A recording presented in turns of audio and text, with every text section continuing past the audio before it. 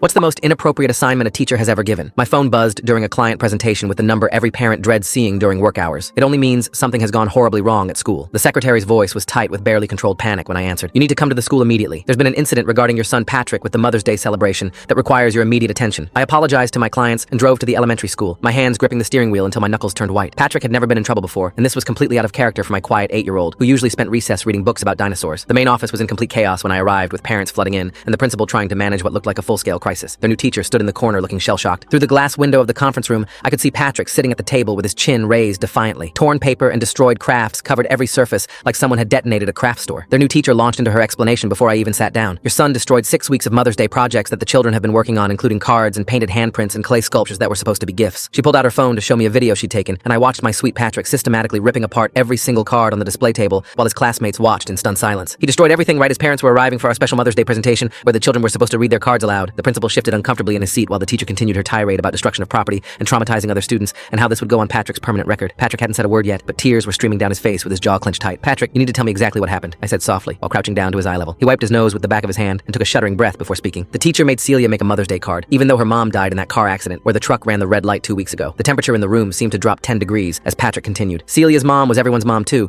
because she came every Tuesday to help with reading groups, and she brought everyone birthday cupcakes, and she taught us how to tie our shoes with the bunny ears. My throat constricted because I knew exactly who he meant. That wonderful woman had been the heartbeat of room 203 for 3 years running. When Celia said she couldn't make a card because her mom was dead, the teacher told her to just pretend she was still here and write about happy memories like it would be good practice for writing. Patrick's small hands clenched into fists as his voice grew stronger. The teacher made her write, "I love when my mommy picks me up from school," even though Celia was sobbing that her mom can't pick her up anymore because she's in the ground. Several parents in the doorway gasped, and the principal had gone completely pale. Celia was crying so hard she couldn't even hold the crayon, and the teacher said she was being dramatic and that everyone else managed to finish their cards, so she needed to stop holding up the class. "So what did you do?" I asked, even though I could already piece together what came next. While the teacher was setting up the presentation, I gave Celia the memory box we all made for her, with 73 notes about her mom, like how she always smelled like vanilla cookies, and how she did funny voices for all the characters during story time, and how she never got mad when someone spilled paint. Patrick reached into his backpack and pulled out a crumpled piece of paper that made my heart shatter. This is what Celia tried to write before I stopped her, and it just says, "I miss you," over and over in shaky letters. His voice cracked, but he pushed forward with fierce determination. "Then I destroyed all the stupid cards because why should we celebrate mothers in front of Celia when hers is gone forever? And the teacher doesn't even care that her mom used to braid everyone's hair during indoor recess?" The teacher started to protest that she didn't know the situation, but the principal cut her off with a raised hand. "How did the other students react when you destroyed their cards?" he asked Patrick gently. "They helped me," Patrick said simply, and the teacher's mouth fell open. Everyone started ripping up their own cards and putting the pieces in the recycling bin, and then we all sat with Celia while she looked through her memory box. Another parent in the doorway spoke up with tears streaming down her face. "My daughter just told me they've been working on that memory box in secret for 2 weeks by staying in during recess because they wanted Celia to know her mom mattered to everyone." The principal stood up slowly and looked directly at the teacher with an expression I'd never seen before. "You forced a grieving 8-year-old to make a Mother's Day card and write,